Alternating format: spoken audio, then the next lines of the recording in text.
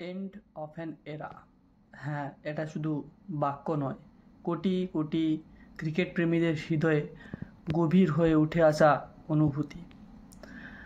যখন তিনজন মাঠে নামতেন, ভারতীয় ক্রিকেটের মনে ছিল আত্মবিশ্বাস, নেতৃত্ব ও আগ্রাসনের এক অনন্য মিশ্রণ। ধোনির ঠান্ডা মাথার কৌশল, বিরাট কোহলির জ্বলন্ত আবেগ আর রোহিতের শান্ত অথচ ধ্বংসাত্মক ব্যাটিং, এই ত্রয়ী মিলে ভারতকে এনে দিয়েছে অসংখ্য স্মরণীয় মুহূর্ত।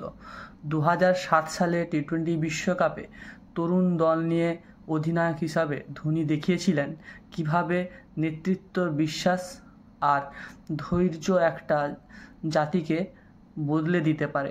এরপর 2011 সালে যখন তার ব্যাট থেকে সেই ছক্কা উড়ে গিয়ে মুম্বাইয়ের আকাশে আর কোটি ভারতবাসীর চোখে ভেসে উঠেছিল গর্বের আনন্দের অশ্রু।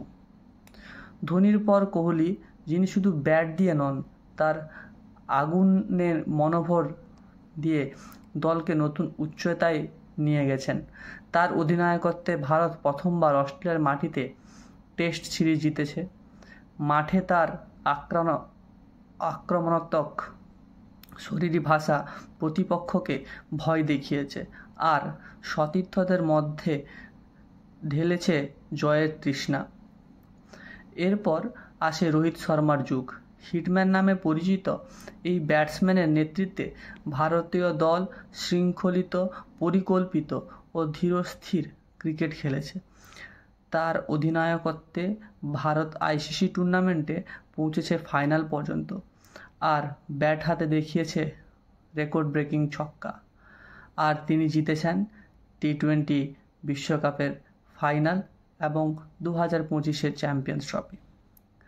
আজ আমরা যখন এই তিনজনের দিকে তাকাই, বুঝতে পারি তারা শুধু ক্রিকেট নন, তারা একটা যুগের প্রতীক।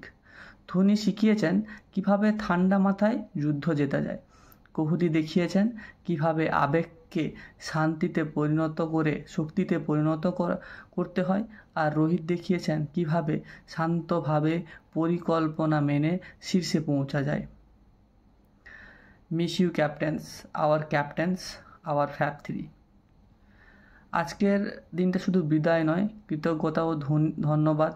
ধোনি আমাদের শান্তনায়ক, ধন্যবাদ কোহলি আমাদের জ্বলন্ত যোদ্ধা, আর ধন্যবাদ রোহিত, স্থিতিবোধের নেতা।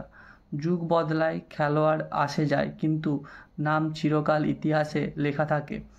ভারতীয় ক্রিকেটের এই তিন স্তম্ভ নামেরই অংশ। এন্ড অফ অ্যান এরা, কিন্তু শুরু হয়েছে এক নতুন অনুপ্রেরণার অধ্যায়।